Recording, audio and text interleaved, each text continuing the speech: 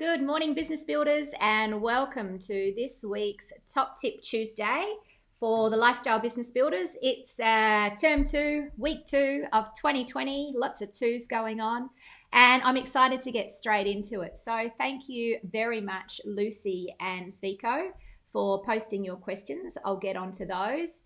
If you are watching live and you jump in at any time, I haven't got any eyeballs yet, but if you are, by all means, post your questions in the chat if you're here in the Business Builder Mastermind, and I will get to those as well. So let's begin with Lucy's question because Lucy asked first. So Lucy's got 2 questions. We can bring them up. Whoa, that's big. Hey, Luce. Let's just make that a bit smaller so it doesn't take up the whole screen, and we'll slide it over here. In fact, let me just edit that a bit because it's a bit crazy big. That might be better. Yeah, that's better. So Lucy's questions are: number 1, how do you edit your Zoom recordings before you save and share? Great question, Lucy. So I am on a Mac and I use iMovie. We also have an app called Camtasia. There are lots of better and more affordable video editing softwares. If you don't have a Mac and iMovie's not on it, then just have a Google around and find out what the cheapest and best easy video editing program is. If you do have a Mac, then basically it's already on your system and you can just open up iMovie. You take the full file of your Zoom video call, you drag it into iMovie, and you can snip off the edges. You can, if there's any long bits of the Zoom call that are like really boring, or maybe there was some time when you had a timer on and you don't need that in your edit, you can basically just go through and you can just splice out anything you don't want to keep, snip off your edges to tidy them up, and you can even add on a little stinger at the end, which is your logo that talks about, you know, what you do. For example, I'll show you the 7 Effect stinger just quickly as an example.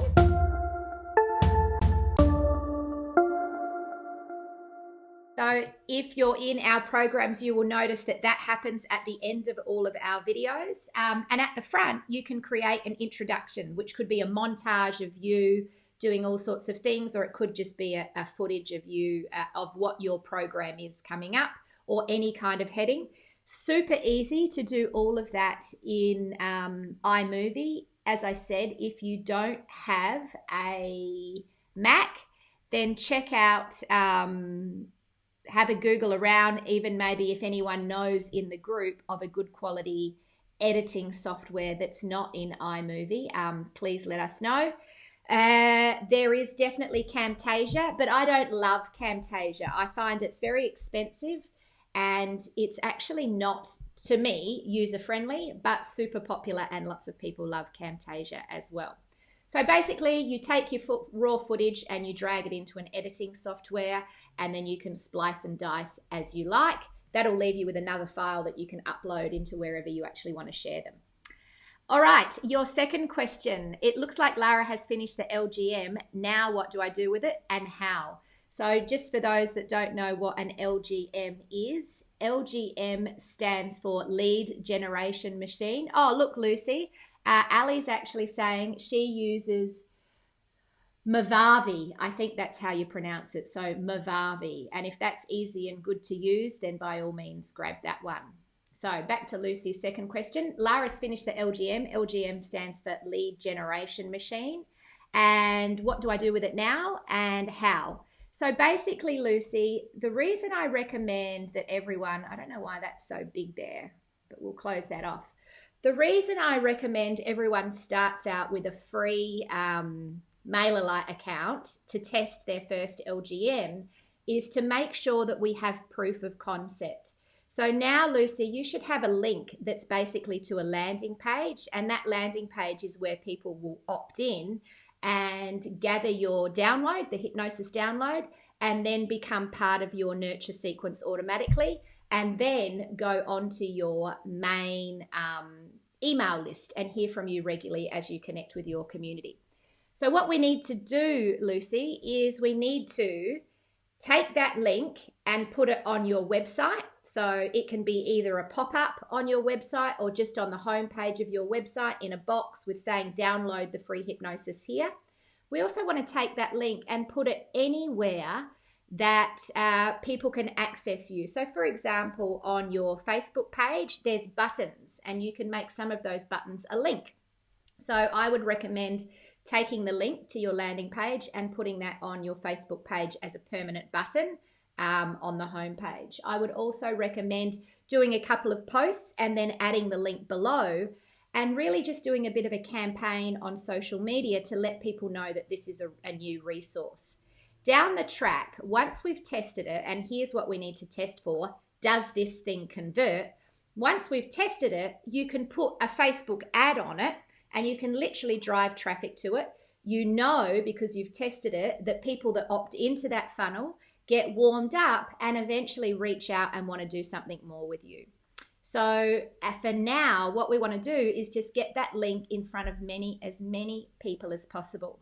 Another thing that I would recommend, Lucy, is anyone that you've chatted with over the last 6 months or so that's been a warm lead, I'd just send them a personal email and say, hi, Joanne, just letting you know, I've got this new resource and I wanted to share it with you. And you just send them a hyperlink and they can opt in and go through the funnel. The funnel being your nurture sequence. Now, what we want to do is make sure that somewhere at the end of your nurture sequence, it's inviting them to book a call with you. And this is really what we're testing.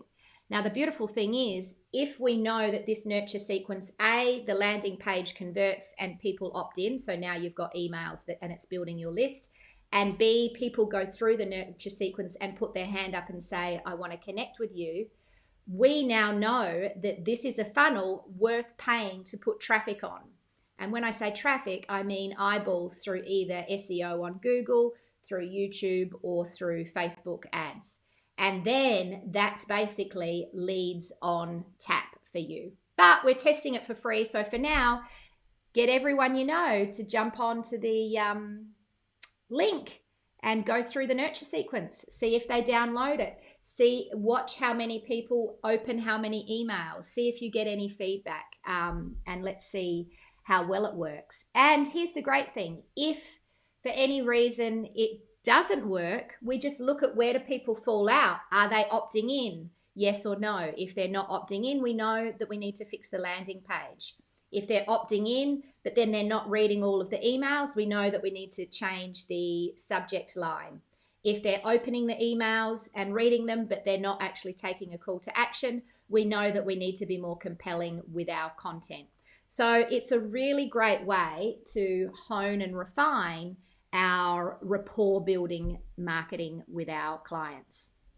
All right, Tony says, is Lara taking over from what I had part done with Rebecca? Yes, she absolutely is. So Rebecca, after coronavirus, kind of disappeared for a while and it was just a little bit unreliable. I don't know why my comments are so little. I'm just going to play around with that and see if we can make them look nicer. They went stupidly big.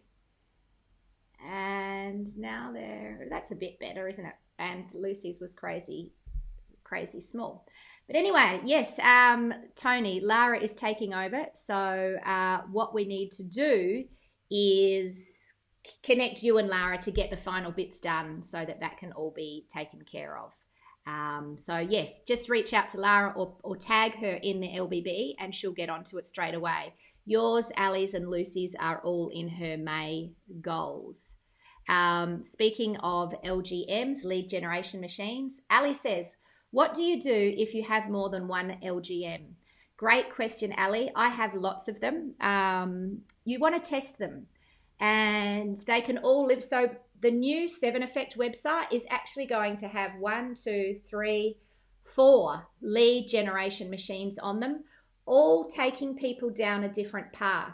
So you want to make sure that they all live on your website eventually. And what you'll get to the point of is you'll have specific funnels that drive people to take a specific action. So for example, if I want someone to enroll in the Lifestyle Business Builder, we would put them into a funnel called the 7 Income Generators. It's a PDF download. Now, the next phase of that funnel is they could also watch the Business Builder's Blueprint, which is a tutorial. Now, both of those funnels will be available on the 7 Effect website. You can download the PDF. In the PDF, it actually tells them the next step is to go and do the Business Builder's Blueprint, which is a tutorial video course. Now, they can go straight to that as well, but in that funnel, we'll let them know that they can download the 7 Income Generators. And what that does is it's warming people up in multiple areas, and eventually, only once they've watched the Business Builders tutorial do they get invited to have a strategy session with us if they're interested in applying to become part of the Business Builder program. So multiple funnels is a great thing. We'll have a separate funnel. For example, our life order is another funnel that will lead people to either do 3 months of life design coaching with one of our coaches, join the Ultimate Life Planning Workshop, or sign up for the Life Plan Online program. So different funnels send people to different areas. Obviously, with things like Facebook and LinkedIn, I don't know if you can have a button there. You can only have one link as far as I know, but you run ads to funnels that work, and that gives you traffic. And if the funnel converts, then boom, you're in business and you've got leads on tap when you need them to fill up programs. So this is why we want to be really strategic about what we do with our funnels, and a funnel needs to actually drive a person to take action, to take the next step, to want to find out if they want to work with you. Ali's got another question. They all ultimately lead to LBB? No, not all of them. So those two, the Income Generators and the Business Blueprints, lead to LBB, but the Life Plan Online, the Life Audit leads to Life Design Coaching, the Ultimate Life Plan, or your Life Plan Online. And then the webinar that we're doing around the rise of the high value humans will lead to that program. And that'll just be an automated webinar once we've done it, like a tutorial on demand that people can watch, that will again sit on our new website. So multiple funnels, and you want to map out where they lead to and what you want people to do at the end of them. At this stage in your business, folks, you will be testing, always testing. When you find something that converts, boom, that's when we want to put traffic on it through paid ads. But there's lots of things you can do without having to pay for advertising in the form of just content marketing. So let's say you write a blog, Ali, which I know you do. In every one of your blogs, I would have a little hyperlink to say, grab this free thing here. So you can do the same, Lucy. If you start writing blogs and sharing blogs and increasing your SEO, search engine optimization, and have a link to your funnel, then random eyeballs can find it. Now, we have 2 funnels on our old website that's currently, I don't drive any traffic to our website. It just sits there. It's ugly. I don't like it. The 2 funnels are download our free, a chapter of our book for free, and take the life audit.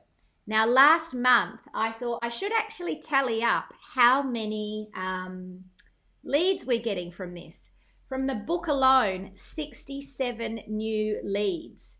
And that's from an ugly thing going nowhere. So imagine if we actually got strategic about this, which we're in the process of doing, and have these funnels take someone on a journey, warm them up while I'm sleeping, and then get them to a point where they feel really compelled to either buy the book or enroll in a program or reach out and have a strategy session with me or someone in the team. So that's the goal, essentially. My microphone's doing red lights. This bloody microphone, I hate it. Anyway, Ali's got an and. Is the entire nurture sequence from start to finish all automated, or are they introduced and then go to regular email list to get more warmed up? Great question, Ali. So the entire nurture sequence is automated. I recommend having maybe somewhere between 6 and 8 automated emails, a couple of days apart. So you could have 2 a week for 4 weeks. And once that's done, they go into your regular email and they'll stay on that until they opt out if they ever do. Otherwise, they can sit there and just continually be warmed up.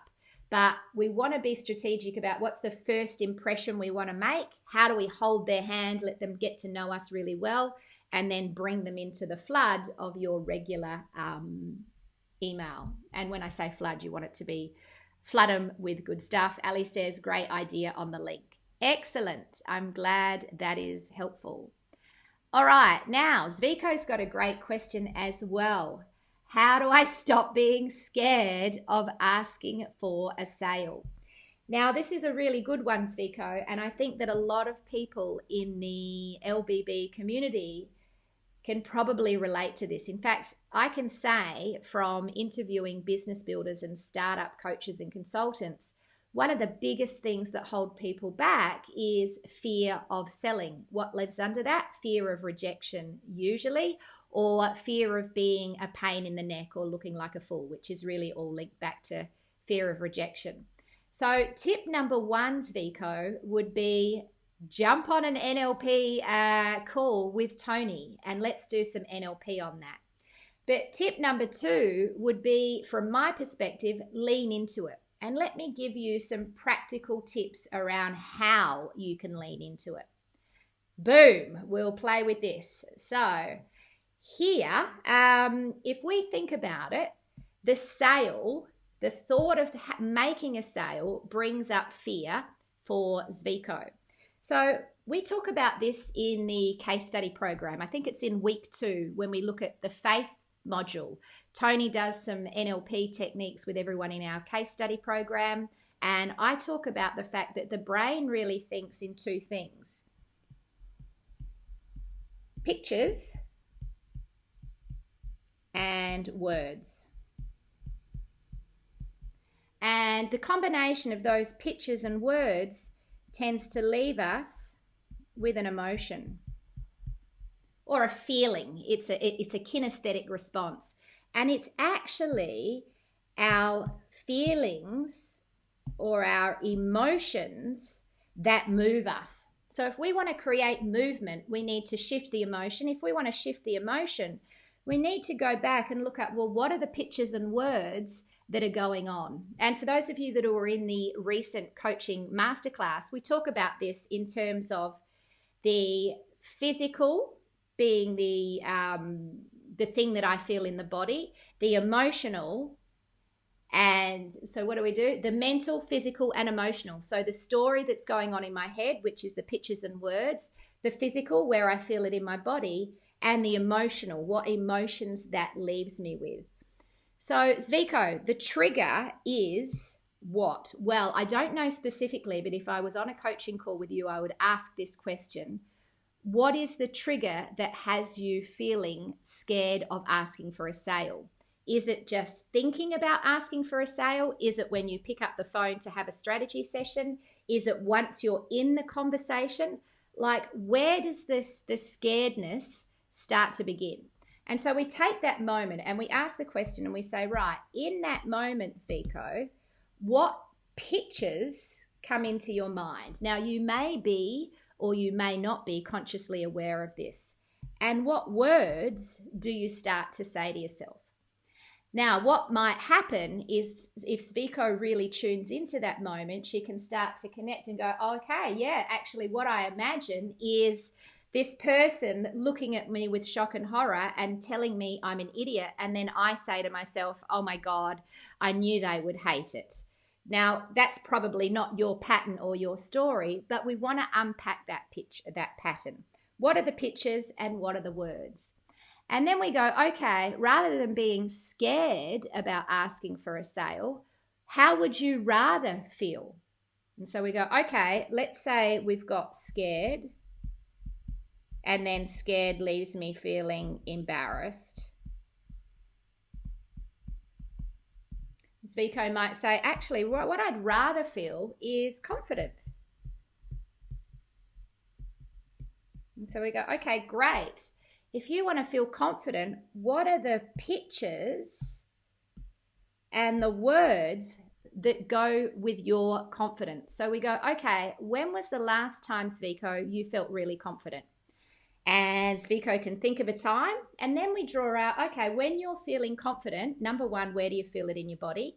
Number two, what do you imagine? Like, what pictures come up for you? What do you see? And number three, what are the words you say to yourself?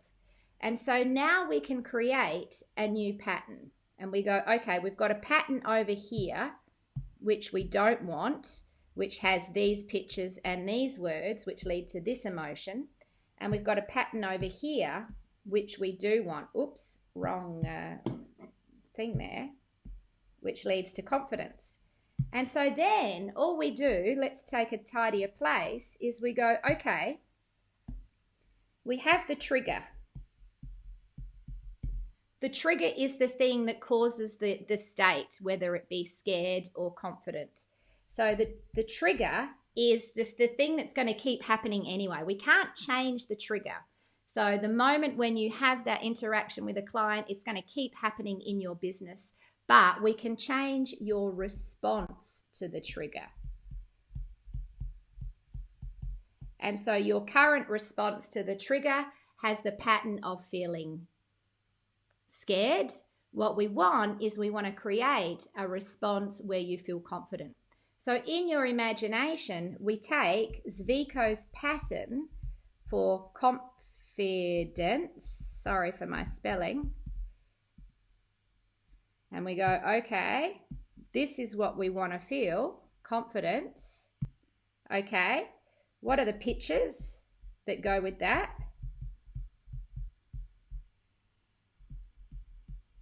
Where do you feel it in your body? And what are the words that you say to yourself when you are confident? And then we take all of this good stuff, the pictures, the feeling, the words. And by the way, this is microsecond stuff. This is not a big, long thing, but you go, okay, right, I've got a sense of confidence. And then we take the trigger, which is the neutral thing over here, and we just allow our imagination to put this trigger with this pattern. And you imagine the trigger happening, and then you imagine feeling confident. You imagine the trigger happening, and you imagine feeling confident. And you roll that pattern out. Now, you can do this in a current moment. You can then do future pacing. You can do it as associated and disassociated. And you can roll this around in your mind many, many times. Essentially, that's what NLP does. It has you play out these movies in your mind until your brain starts to believe it. The best way, the most effective, even more effective than in your imagination, is actually just to lean into that trigger, become consciously aware enough to choose confidence over scared. Let's say confidence was the thing that you wanted to do, and just remind yourself to do that. And know that the first one or two times you might fumble and you might pick confidence, but then scared might start to creep in, and confidence and scared might even have a bit of a wrestle for a little while. But what you can do is keep practicing. It's like if I go to the gym and my son gets, who's a PT, a big set of dumbbells, and he can lift them, and he says, Mum, go for it. We're going to lift this weight. Now, the first one or two times I'd go, I can't lift what you can lift, Jazz. That's way too heavy for me. And so he'll get me on a smaller weight until my strength builds up, until my confidence grows. And before you know it, my muscles become strong enough that I can lift that weight with ease. The muscles of the mind are just the same. They have a pattern that they're used to playing unconsciously. And we are moved by either a desire to get away from pain or towards pleasure at an unconscious level. So the beautiful thing about being human is we are not servants to our brain, although we usually become that. We don't need to be. We can make conscious choices, and the conscious choices are available to us if we are aware enough to choose them. So I love this about the whole idea of just saying, all right, be mindful of the trigger, be mindful of the choices, and develop the mental muscles to make the choice you choose until it becomes a habit and you can't not do it. I hope that makes sense sense, Zviko. Tony's got a comment here. Become completely congruent in focusing on what you want with pictures, self-talk, physiology, and state. Beautifully said. That's exactly what I'm saying here, basically. When you become completely congruent with that, it becomes you and you can't not do it. So it's a fun thing to do. And maybe, Zviko, thank you, Tony, for that. Maybe, Zviko, you will actually make that one of your missions for the month of May is to actually feel confident when asking for a sale. So by the end of this month, I am going to become confident in asking for a sale. And I highly recommend that you start telling yourself, instead of, how do I stop being scared when asking for a sale? How do I become confident when asking for a sale? It's all in the language. We can actually move our language off of being scared and sale to confident and sale. Even reframing that question is a great place to start. So what we can do from here on in, Zviko, is we eliminate the terms scared and sale from your dialect, and we say confident and sale. I'm becoming confident when asking for a sale. I can be confident when asking for a sale. How do I be confident? How is it that I'm so confident when I'm asking for a sale? You know, Tony talked about that affirmations book that she read, and we were all laughing about the fun of just asking your questions. Why am I so confident every time I ask for a sale? So yeah, hopefully that helps, Zviko. Have fun with it. Really great question. Thank you for asking it. And it's always great stuff to unpack. How do we change our state? And obviously we've got the amazing Tony Everard as a resource. Every month you can jump on and do some NLP work with her as well on your baggage in the back of your brain. All right, folks, are there any more questions? Lucy says, sorry, I'm late. Sick as a dog. Will catch the start on the replay. Yes, I answered your questions there, Tony, as well. So thanks very much for that. Let's have a look. Any other questions? All right, I think that's it. By the way, great news. Look what's here. Ta-da! These are all coming out to you guys this week in the post. They're the big, fat monthly placemats. They can live on your desk. You can write your goals down. And every month in LBB is a mission into itself. So I'm really excited about working with you guys, leveling in, tracking those numbers and getting you to level up each and every month in your business until you reach your target of making 6 figures a year, working part-time, doing what you love. That's what we're all about here. All right, if there's no more questions, I'll sign off for this week's Top Tip Tuesday, and I'll see you all, for those of you that are joining me, on this morning's coaching call. Just remember, every Tuesday morning, 10 a.m. till 12 Adelaide time, we've got 2 hours of coaching that you can jump onto. And then again, Thursday evening at 7 p.m. till 9 p.m. Adelaide time. I'll see you on the calls, and have a great day, everybody. Let's end with the stinger, shall we?